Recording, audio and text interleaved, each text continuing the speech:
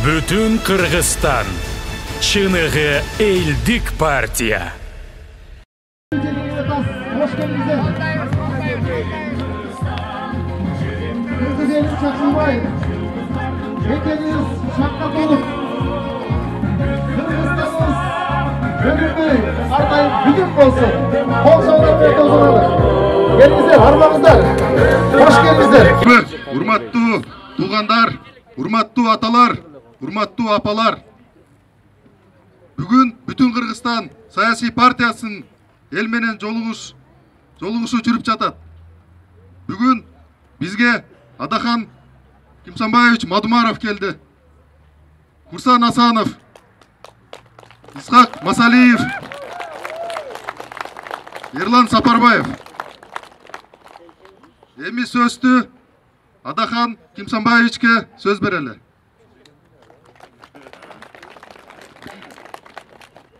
Assalamu alaikum hurmatlı ağalar, eceler, iniler, tamaka көңіл бурбаңыздар. Ушул 11-12 сентябрдан бери бүтүндөй Кыргызстанды түрөк кыдырып жүрүп, ушундай жыйындарды өткөрүп, жолугушууларды өткөрүп, бираз тамактар отуруп калат. Экинчи күнү эле отуруп калат. Мугалимдерге миң жолу рахмат. Ошолор күнүнө саат 8 сааттан сабак өтүп жүргөн. Ошолорго рахмат. Биз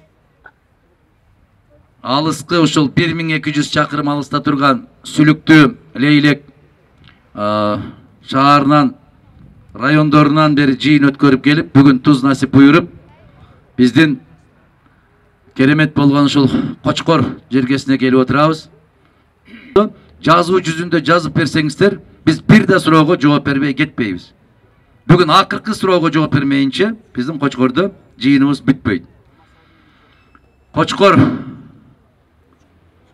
мындай бир тарыхта, Кыргыз тарыхында өзүнүн чоң орду бар аймагыбыз.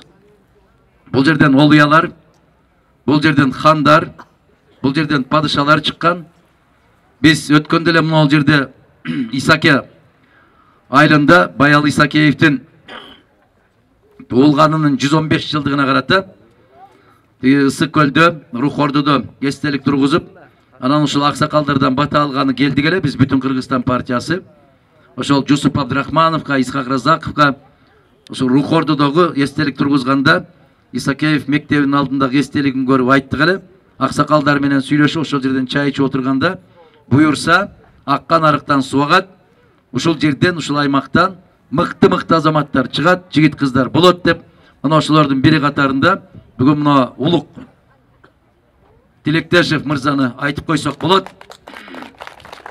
Мен Улукка айттым, эгер туура жолдо кетем десең, оң солго кыйшайбайм десең, бүтүндөй өмүрүңдү, акылыңды, күчүңдү, илим билимиңди элге жумшайм деген болсоң, биз устат болуп бергенге даярбыз. Ар дайым түз жүрүп, түз сүйлөп жүргөн болсоң, Кудай кааласа, келечекте бир районун, бир областтын эмес, калдайган касиеттүү Кыргыз элинин накты азаматы болгонго бардык тарабыңдан келишкен экенсиң. Ушунун аркасында аракет кыл деп атабыз. Нарын районунда областтын губернаторунун орун басары болуп, андан кийин Бишкекке кетип, Бишкекте жетекчилик кызматтарда жүрүп, анан Москвада өзүнүн илимий иштерин улантып, окуусун улантып аткан экен. Тааныйсыздарбы? Кыргызстан коммунисттик партиясынын жетекчиси, бүтүн Кыргызстан партиясы менен Жогорку Кеңештин 7-чи чакырылышына бараткан талапкер. Мына азыркы 6-чы чакырылышта 4,5 жыл депутат болгон. Жарым жыл башта өзүңүздөр билесиздер, баягы кабыл берген сунуштарын мына азыр көптөгөн партиялар келип, депутаттардын санын кыскартуу керек, партияларды шайлабастан ар бир эл өзүнүн талапкерине өзү добуш бериш керек деп бир айдан бери сайрап атат. Мына Исхак Абсаматович ушуну мыйзам түрүндө жазып, киргизип, дагы биздин бир азамат аксакалыбыз бар, Ишенбай Дүйшөнбеч Кадырбеков деген. Мына ошол киши дагы сыртта жүрсөн дагы, депутат болбосо дагы, мына ошол Исхак Абсаматович менен пикирлеш болуп, мына ошол мыйзамдын долбоорун иштешип, сунуш кылганда кабыл албаган депутаттардын баары азыр Жогорку Кеңешке депутаттарды ел шайлаш керек, бийликти кайрадан элге кайтарып беришибиз керек деп сайрап баштады. Протест катары жогорку кеңеш таштап кеткен Исхак Абсаматович Масалиевке берели. Келиңиз. Урматтуу калайык калк. Эмне үчүн Исхак Разаков, Турдакун Усубалиев, Абсамат Масалиевич жөнүндө сөз кылганда баары о деп калышат. Бир жаман сөз айтылбайт. Алар таза иштеген. Майдаланган эмес. Арканда интрига кирген эмес. Өзүмдүкү деп тарта турган эч качан болгон эмес андай. Алар таза иштеп туруп, мына бүгүнкү күндө ошол кишилердин аттары аянттарга берилип атат. Мектептерге, көчөлөргө, шаарларга берилип отуруш бердим. 4 жолу депутат болдум. Мынчалык төмөн деңгээлди көрө элекмин. Мурунку президент парламентти чимкилик парламент деп койгон ушу жабышып калды. Жөнөкөй адам деле, таксист деле, соодагер деле баары бир гана айтат да чимкилик парламент деп. Себеби чимкилик парламенттин максаты бир, милдети бир. Кнопканы айтканды басып бер. Иштен алып кой десе алып коет. Коюп кой десе коюп коет. Үн чыкпа десе үн чыкпайт. Дошуңду бер десе дошуң бер деп. Мен азыр талапкерлерди сурайт элем да. Мен берген сунушум жөнөкөй болчу. Келгиле, жок дегенде шайлоодо ар бир жаран бир инсанга, жеке инсанга дош берип койсо, ошондо чыныгы элдин алдында ким чыгат деген чыгат эле. Бирок партиялардын жетекчилери көбү каршы чыкты да. Алар четте калмакта. Ойлоңуздар, карайсыздар, ар кандай шайлоонун кесепеттери, оюндары болот. Бирок ошону карабастан бизге өлкөбүзгө, элибизге жаңылык керек болсо, 4 октябрда 8 номерде турган бүтүн Кыргызстан командасын колдоп берсеңиздер, биз сиздерге кызмат кылганга даярбыз. Рахмат. Ассаламу алейкум. Урматтуу теңир толук туугандар. Эмне дегенде биз азыр мына Кочкон районунда туруп тургундар менен жолушту. Жалпы мен нарын элине кайрылып коюн. Ар бир биздин элдин өзүнүн өзгөчөлүгү бар. Айрыкча сиздердин мына Солтон Сарыда кийин логистикалык борбор курганда теңир толук туугандар, бул ошол кен дагы, борбор дагы элдин кызыкчылыгы болбогондугу үчүн өзүңөрдү, үнүңөрдү бийликке жеткизип, аларды токтото алдыңар. Себеби бүгүнкү күндө элге эмне жетпейт? Элге үмүт, ишенич, акыйкат, анан чындык жетпейт. Ошонун бардыгы бул сиздерде бар. 4 октябрь күнү, бул тандоо күнүндө дагы. Бул бир гана бүтүн Кыргызстан партиясынын келечеги эмес, бул жалпы Кыргызстан, жалпы элибиздин тагдыры чечиле турган күн. Жүрөңүздөр менен, бир арнамысыңыз менен шайлоого катышып, биздин бүтүн Кыргызстан партиясынын колдоо бериңиздерди биз сизден суранабыз. Эртең менен саат 8-ден баштап, кечки саат 8-ге чейин бүтүн Кыргызстан деген партиянын номеру дагы 8 экен. Ушуну колдоо бериңизге сизден суранып, биз терең ишенебиз. Нарын эли бизди колдойт деп. Бар болуңуздар, аман болуңуздар. Бүгүн сиздердин алдыңыздарга бүтүн Кыргызстан саясий партиясы мына Адахан Кимсанбаевич Мадумаров жетектеген жоон топ талапкерлер келип 5 жылга карызга, 5 жылга аманатка добушуңуздарды сурап келип атабыз. Сөздүн башында Адахан Кимсанбаевич айтып өттү. Аксай арпа 2009 жыл анда генерал Суаналиев ушул топ башында Агишида бар, азыр таласта жүрөт. Мен орун басар болуп турганда 60 километр жылдырып Аксай арпаны кытайлыктарга ижара берип койгон. 8 миллион долларга. Мына менде ошол кол коюшкан документтин көчүрмөлөрү бар. Коргон Тошко барсам, уже кытайлар армиясы кирип, курулушун куруп, эң өкүнүчтүүсү биздин Бөрү деген атайын чегаранын кызматы мага барсам автомат такап тосуп алган күн болгон. Ошондо 2 жол алып калдык. Генерал Суаналиев мен эл менен бирге туруп, андан кийин революциядан кийин кайра бул маселе көтөрүлдү. Транспорт министрлиги аркылуу маселени көтөрүп жылдырабыз деди. Ошондуктан агайын туугандар, бул абдан тоготер орчундуу нерсесинен баштап атам. Азыр Кытайга карызыбыз 2 миллиард болду. Негизги карыз 4 миллиарддан ашык.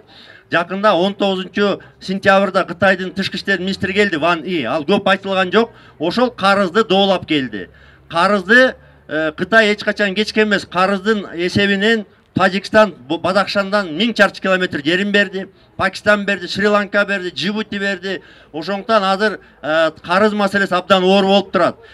Карызды кутулуу эң биринчи жолу бул коррупцияны ооздуктоо, бөгөт коюу, мыйзамдуулукту орнотуу. Бул маселе боюнча мына өзүңүздөр калысыңар. 11 жылдан бери ачуу чындыкты айтып, бир позиция келаткан Адахан Кимсанбаевич Мадумаров.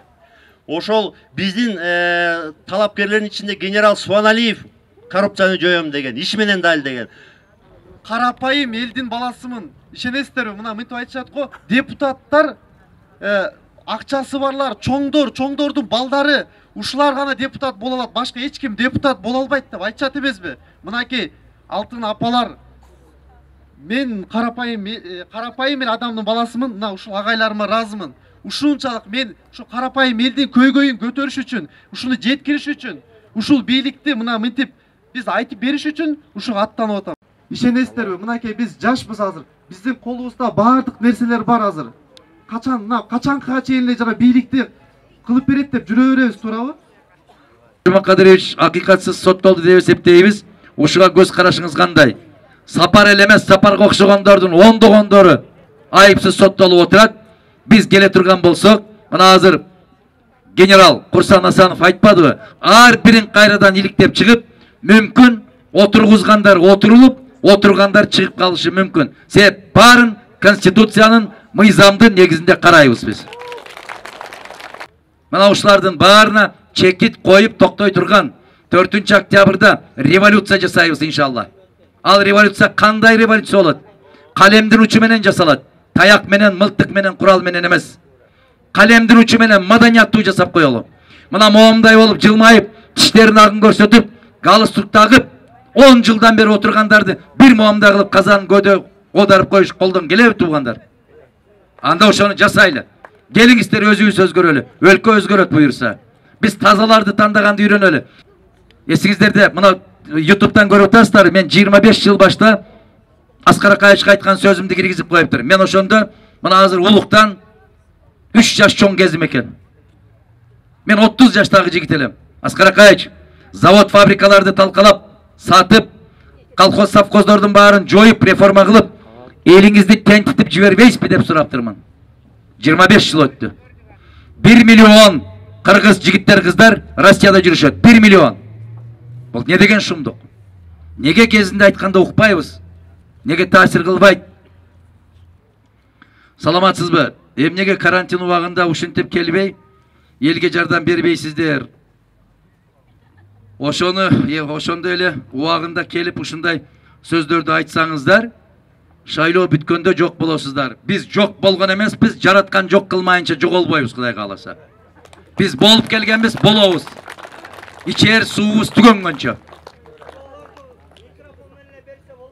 Жок, убакыт көп кетип калат.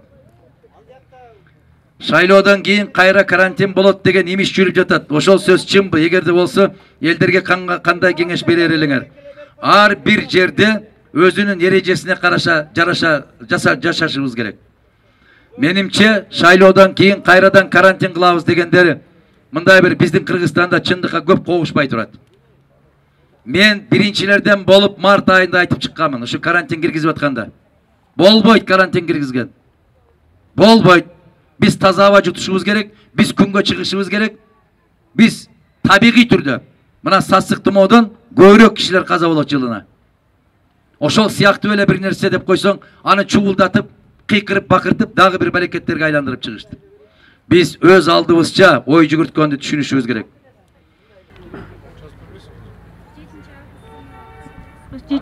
Саламатсызбы? 7 август күнү мен иним агып кетти эле. Суугач ошо акканына 1,5 ай болду уже.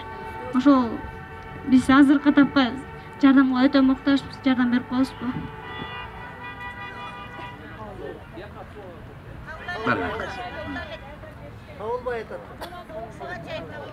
Жардам бериш керек дегенде жеке. Мен айтып атпаймынбы? Түшүндүрүп атпаймынбы?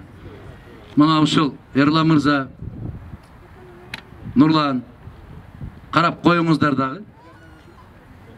Мен колумдан келген кандайдыр бир көмөктөр болсо бергенге даярбыз. Бирок жүрөктү ушундай безилдетип койгон провокация эмес бекен дейсин. Түшүнүңүздөр. Биз бүтүн Кыргызстан, башка 15 партия бир тең, бүтүн Кыргызстан бир тең. Мына жогорку кеңештин төрагасынын жасаган кыймылы болгондо биз тараптан болгондо. Кудай берди, көктөн издегенибиз жерден табылды деп бизди шайлоодон четтетмек. Себеп бул одоно мыйзам бузуу. Анан ушинтип келгендерде дагы азыр биз айранды үйлөп калганбыз. Айранды. Себеп биздин бүтүн Кыргызстанды алар лупа менен карап отурушат. Могу жерде эле бар. 3-4 бар ушул жерде карап отурган.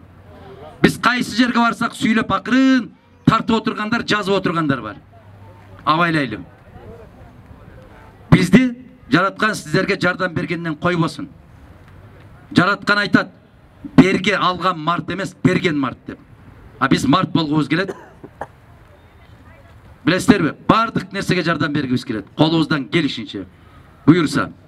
Эме иниңиз агып кеттир, карындашым.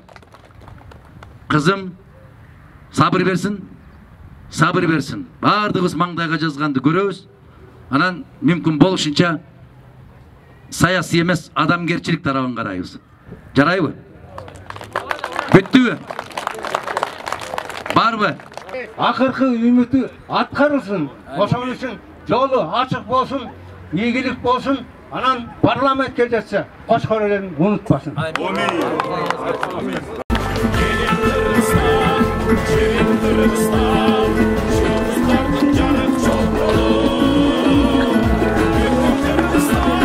Buna bayağı gazetten Kırgızday'ın kelgen жақсы söz var. Utlu үйden kurtulmayın. Ынтымақтың бекем, бейімдіктің бекем, ынтымақтың бекем. Шундай ургу керек сізге. Амин. Шул Манасатанын ургу сізге келсин. Амин. Кыргызстанды өнү өстүргөндө баарын адилеттүү падыша бол. Элге таазим этип ыраазычылык айтам. Мага жараткан күч кубат берсин, акыл эс берсин. Сиздердин үмүтүңүздөрдү, тилегиңиздерди актаганга бизге бардык тарабынан мүмкүнчүлүк берип, кийинки жолугушубузда жүзүбүз жарык, ар бирибиздин көкүрөгүбүздө кубаныч менен жолукканды насип этсин. Ыраазычылык билдирем. Рахмат. Рахмат.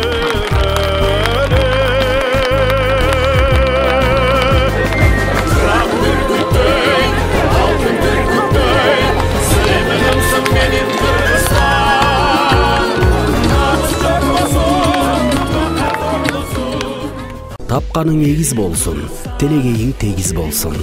Тагдырыңды ойлосоң, тандаганың 8 болсун. Биз 8-номербиз. Бүтүн Кыргызстан. Чыныгы элдик партия.